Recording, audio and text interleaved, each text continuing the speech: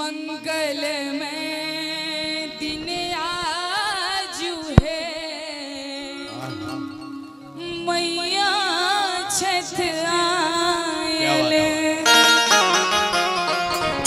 और ई दुर्गा पूजा साल भर से सब गोटे इंतजार करे छथिन और ई 9 दिन केना बीत जाय छै किनको पता नहीं चले छै। जरूरी नहीं छै कि मतलब गांव में एक जगह दुर्गा पूजा होय छै त और घर में नहीं पता चले छै। जहने दुर्गा पूजा का स्थापन होय छै कि सब घर में लागे छै कि मैया आबि गेल। तो हम मैया के स्वागत करे लेल भक्त कहि छथिन धन धन जागल भाग है धन धन जागल भाग है अम्मा के कलश बैसा। और मीठ मीठ ताली के संग सब गोटे कन्याओं सब मंगल में दिन आजू है मैया छठ आयल। मंगल में दिन आजू है मैया छठ आयल। धन धन जागल भाग है माँ के कलश बैसायल। धन धन जागल भाग है माँ के कलश बैसायल। मंगल में दिन आजू है मैया छठ आयल। मंगल में दिन आजू है मैया छठ आयल।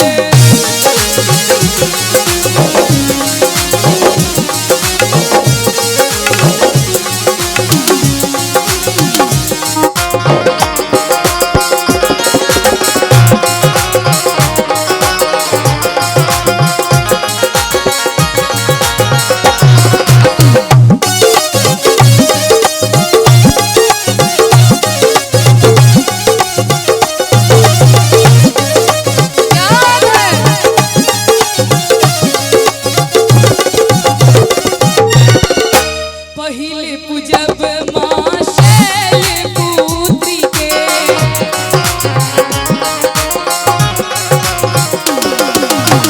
दोसरे पूजब ब्रह्मचारिणी माँ के।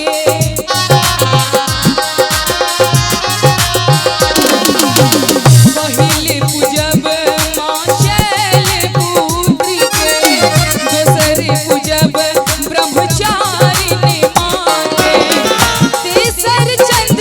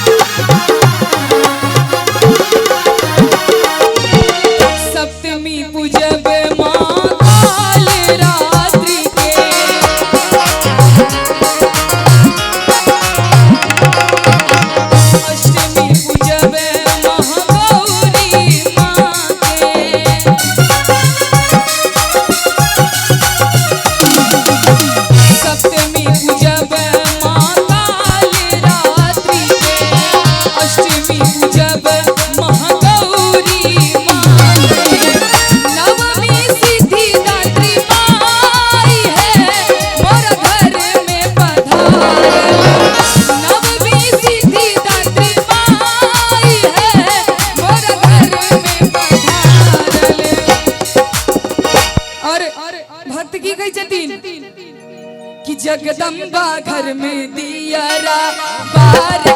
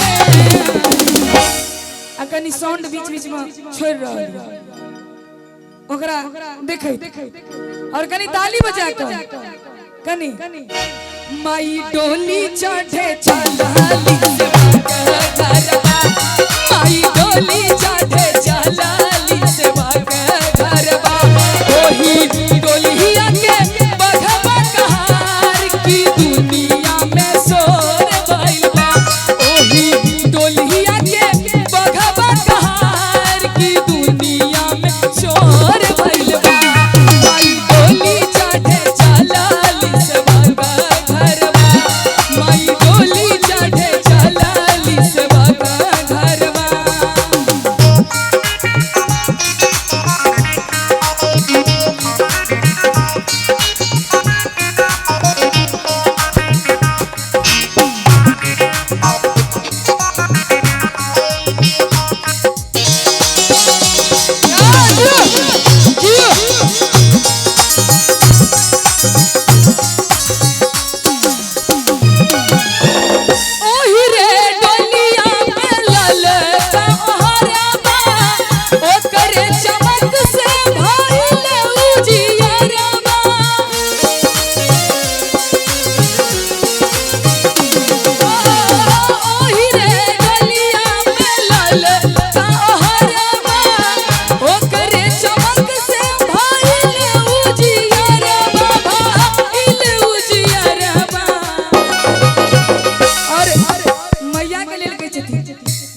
चल रूनू की झुनू की के चलेली मैया चल रूनू की झुनू की के चलली मैया संगे संगे भैरो लाला के कहार की दुनिया में शोर भइल बा संगे संगे संगे भैरो लाला साथ की दुनिया में शोर भइल बा माई डोली चढ़े चलाली